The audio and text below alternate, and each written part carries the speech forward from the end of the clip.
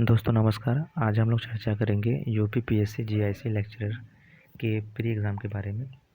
दोस्तों जैसा कि आप लोग जानते होंगे कि प्री का जो सिलेबस है वो दो भागों में विभाजित है। पहले भाग में जीएस है और दूसरे भाग में सब्जेक्ट है।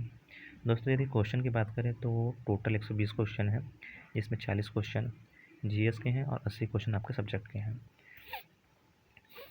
दोस्तों जो जीएस है वो टोटल सिलेबस का 1/3 है, यानी 1/3 है। इसकी भूमिका जो है प्री एग्ज़ाम को क्वालिफाई करने में बहुत ही महत्वपूर्ण है। इसलिए आज हम लोग ये चर्चा करेंगे कि जीएस के लिए किस स्टडी मटेरियल का प्रयोग करें जिससे कम समय में हमारा सिलेबस भी कंप्लीट हो जाए और एग्ज़ाम में हम क्वेश्चन भी अधिक से अधिक अटेम्प्ट कर सकें। इसलिए दोस्तों आइए मैं आपको बताता हूँ। जीएस के लिए आप दृष्टि पब्लिकेशन की किताब आती है प्री के पर्पज़ से, जिसमें तीनों हिस्ट्री कंप्लीट की गई है, यानी कि एंशिएंट, मिडवल और मॉडर्न तीनों एक ही किताब में है, तो उसे आप खरीद सकते हैं। उसके साथ आप लूसेंट का भी यूज़ करिए और प्लस जो सबसे महत्वपूर्ण है वो घटना चक्र है। इतिहास विषय का जो घटना चक्र आता है इसे आप ज़रूर खरीद लीजिए। देखिए आपको स्टडी कैसे करनी है, तो पहले आपको दृष्टि और लूसेंट से किसी भी टॉपिक को पढ़ लेना है और फिर उसी टॉपिक को घटना चक्र में खोज के उसमें जो क्वेश्चन आए हैं विगत वर्षों में लोक सेवा आयोग के, उनको आपको देखना है, पढ़ना है और एक तरह से रट लेना है। ठीक है। इसके बाद अगर हम बात करते हैं भूगोल की, तो भूगोल के लिए दोस्तों महेश बर्णवाल की किताब आती है, उसे आप खरीद लीजिए। उस महेश बर्णवाल की किताब के साथ आप ऑक्सफोर्ड का एटलस ज़रूर यूज़ करें, क्योंकि बिना एटलस के ज्योग्राफी पढ़ने की आदमी कल्पना भी नहीं कर सकता। इसलिए आप ऑक्सफोर्ड का एटलस ज़रूर खरीद लें और इसमें भी वही आपको टॉपिक्स पढ़ना है, स्टडी करना है और उसके साथ जो है उस टॉपिक का घटना चक्र में क्वेश्चन देखना है। ठीक है। और दोस्तों अब हम बात करते हैं पॉलिटी की। देखिए पॉलिटी के लिए जो है आप लक्ष्मीकांत देख लीजिए। लक्ष्मीकांत थोड़ा मोटी किताब है, लेकिन आप उसे देख के घबराइएगा मत, क्योंकि उसमें आपको सारा सिलेबस आपको नहीं पढ़ना है। उसमें आपको केवल लक्ष्मीकांत से केवल प्री का सिलेबस पढ़ना है। तो अब आप लोग थोड़ा कन्फ्यूज़न में हो गए होंगे कि हमको पता कैसे चलेगा कि उसमें प्री के हिसाब से क्या है। तो दोस्तों मैं आपको बता देना चाहता हूँ कि जब आप घटना चक्र देखेंगे तो घटना चक्र में जो जो टॉपिक हैं उन टॉपिक्स का आप लक्ष्मीकांत से स्टडी करेंगे। जैसे प्रस्तावना दे रखा है तो प्रस्तावना को आप लक्ष्मीकांत में देखेंगे और वहाँ से स्टडी करेंगे, और उसके बाद घटना चक्र में जो प्रस्तावना वाला जो टॉपिक है, प्रस्तावना वाला जो चैप्टर है, उसका आप क्वेश्चन आप देखेंगे और उसके हिसाब से आप पढ़ेंगे। कहने का मतलब है कि पहले आप घटना चक्र देखेंगे और घटना चक्र में जो टॉपिक हैं उनको आप लक्ष्मीकांत से खोजेंगे और उसमें पढ़ेंगे। दोस्तों कोई और किताब जो है लक्ष्मीकांत के अलावा अगर हम देखेंगे तो आपको समझ में नहीं आएगी। लक्ष्मीकांत बहुत ही अच्छी किताब मानी जाती है और मैं आपको सजेस्ट करूँगा कि आप लक्ष्मीकांत ही खरीदें।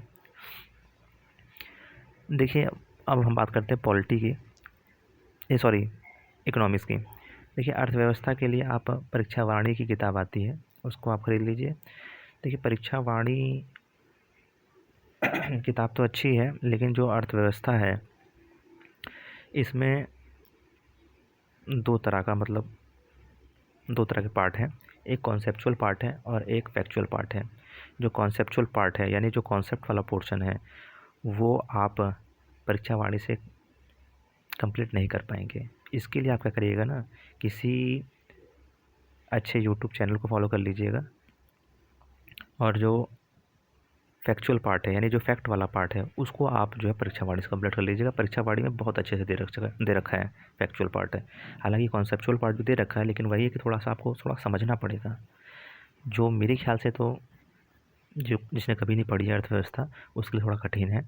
उसके लिए आप ऐसा करिएगा, कोई किसी अच्छे यूट्यूब चैनल से आप उसको देख लीजिएगा।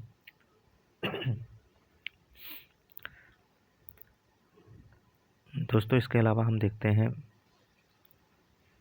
सामान्य विज्ञान के लिए लूसेंट पर्याप्त है। लूसेंट आप पढ़ लीजिएगा अच्छे से और प्लस जो है घटना चक्र उसका देख लीजिएगा। इसके बाद पर्यावरण, एनवायरनमेंट एंड इकोलॉजी, इसके लिए भी दृष्टि की जो आती है किताब यानी दृष्टि पब्लिकेशन, जैसा कि मैंने आपको इतिहास के लिए बताया था, उसी दृष्टि पब्लिकेशन की आपको इकोलॉजी एनवायरनमेंट की आपको किताब खरीद लेनी है। उसकी आपको स्टडी करना और साथ में घटना चक्र। इसके बाद दोस्तों यूपी स्पेशल। यूपी स्पेशल के लिए परीक्षा वाणी की ही एक पतली सी बुक आती है, दो तरह की आती है, एक मोटी आती है, एक पतली आती है। आप लोग पतली वाली खरीद लीजिएगा, वो सफिशियंट रहेगा।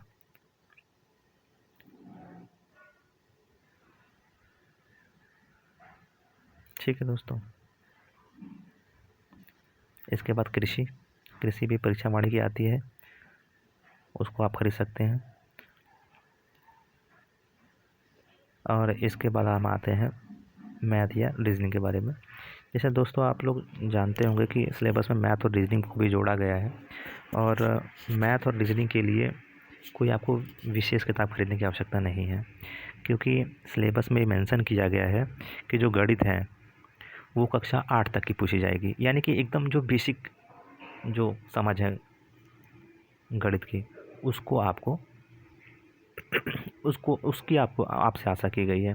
देखिए दोस्तों, अगर आपको गणित का एक आइडिया लेना है कि लोक सेवा आयोग गणित के क्वेश्चन या फिर रीजनिंग के क्वेश्चन किस तरह से पूछता है, तो आप यूपी पीसीएस का जो सेकंड पेपर होता है, यानी जो सीसेट वाला पेपर होता है, उसका आप थोड़ा सा अध्ययन कर लेंगे, उसको थोड़ा सा आप देख लेंगे, तो आपको एक आइडिया लग जाएगा कि लोक सेवा आयोग जो है किस प्रकार से मैथ और रीजनिंग के क्वेश्चन पूछता है। बहुत ही बेसिक लेवल के क्वेश्चन पूछता है, इसलिए उसके लिए उसको मतलब तैयार करने के लिए, यानी कि गणित रीजनिंग को तैयार करने के लिए आपको किसी विशेष बुक को खरीदने की आवश्यकता नहीं है। जो भी आपके पास बुक रखी हुई है उसी से आप स्टडी कर लीजिए। बस आपको करना क्या है कि सीसेट में जो क्वेश्चन पूछे गए हैं उनको आपको ज़रूर देखना है, ठीक है। और यदि आपके पास कोई भी बुक नहीं है तो मार्केट में जाइएगा, कोई भी साधारण सी बुक है, कोई भी मतलब अच्छी बुक खरीद लीजिएगा, मतलब अच्छी अच्छी हो लेकिन साधारण हो, कोई स्टैंडर्ड बुक ना हो, जैसे कि आप एसएससी या किसी वनडे एग्ज़ाम की जो बहुत स्टैंडर्ड लेवल का एग्ज़ाम हो, स्टैंडर्ड लेवल की कोई किताब हो उसे मत खरीदिएगा, कोई सिंपल सी किताब खरीद लीजिएगा, ठीक है। अब देखिए लास्ट जो टॉपिक है हमारा वो है करंट अफेयर का। करंट अफेयर कैसे तैयार करें? तो देखिए करंट अफेयर जैसा कि मैं अपने विगत वर्षों में तैयार करता आया हूँ, उसके हिसाब से तो आप जो करंट अफेयर डेली तैयार करिए। डेली का मतलब ये है कि आप यूट्यूब से पर डे का आपको जो है करंट अफेयर पढ़ना है और उसको एक कॉपी पे लिखना है पर डे। मैं भी दोस्तों पर डे लिखता हूँ करंट अफेयर, इसलिए आप भी ऐसा करिए कि पर डे वाला जो करंट अफेयर होता है उसे आप स्टडी करिए और उसे एक पतली सी कॉपी में मतलब लिख लीजिए। मतलब पर डे का आप जो है 3 से 4 फैक्ट जो है आप मैक्सिमम 3 से 4 फैक्ट ही हो पाएंगे। पर डे के हिसाब से आप 3 से 4 या 5 फैक्ट जो है आप अपनी कॉपी में लिख लीजिए, और उस फैक्ट को, जैसे कि आपने फर्स्ट डे 4 या 5 फैक्ट लिखे, दूसरे दिन 4 या 5 फैक्ट लिखे, तीसरे दिन 4 या 5 फैक्ट लिखे, इस तरह क्या होगा कि 3 से 4 दिन में आपका जो है 12 से 15 जो फैक्ट हो जाएंगे। इन 12 से 15 फैक्ट को क्या करना है, रोज़ाना देखना है, पढ़ना नहीं है, केवल देखना है, केवल देखना है, उसको याद नहीं करना है, केवल देखना है। रोज़ाना आप देखेंगे तो आपको आपका जो दिमाग होगा उसमें एक मोटा मोटा इमेज बन जाएगा। और इसके बाद क्या करना है, जब प्री की डेट आ जाएगी, जब प्री का एग्ज़ाम होने वाला रहेगा, उससे एक महीना पहले जो है घटना सार या घटना चक्र आती है, उसे आपको ख़रीद लेना है, ठीक है। और उसके फिर उसको आपको पढ़ लेना है, घटना सार या घटना चक्र को, जो कि वार्षिकी होती है, छमाही होती है, वार्षिकी होती है वैसे। उस वार्षिकी को आप पढ़ लेंगे तो इससे क्या होगा कि जो आपने पर डे वाला जो क्वेश्चन आपने पढ़ा है उसको, वो जो है आपके दिमाग में रहेगा। और प्लस जब आप घटना सार या घटना चक्र पढ़ेंगे वार्षिकी वाली, तो वो दोनों जो है मिल के जो है आपका करंट अफेयर अच्छे से तैयार करा देंगे, ठीक है दोस्तों। तो करंट अफेयर के लिए मैंने आपको बता दिया कि आप पर डे का वो पढ़िए करंट अफेयर, और फिर लास्ट में जब एग्ज़ाम के एक महीना पहले जो है घटना सार या घटना चक्र से आप स्टडी कर लीजिएगा। आपका करंट अफेयर बिल्कुल नहीं छूटने पाएगा, लगभग आपको करंट अफेयर सारे मिल जाएंगे, ठीक है दोस्तों। तो दोस्तों ये जो है ये आपका मतलब स्टडी मटेरियल है, और यदि आप इसको फॉलो करते हैं तो मैं दावे के साथ कह सकता हूँ कि टोटल 40 क्वेश्चन में से आप 32 से 36 क्वेश्चन ज़रूर अटेम्प्ट कर ले जाएंगे। ऐसा मैं अपने पूरे अनुभव के आधार पर कह सकता हूँ कि आप 40 में से 32 से लेकर 36 क्वेश्चन तक ज़रूर अटेम्प्ट कर लेंगे। और यदि आप इतना कर ले जाते हैं तो ये बहुत अच्छे क्वेश्चन है, बहुत अच्छा मतलब आपका स्कोर होगा जीएस में। ठीक है दोस्तों, तो आशा करता हूँ कि ये वीडियो आपको पसंद आया होगा और आपके लिए उपयोगी सिद्ध होगा। धन्यवाद।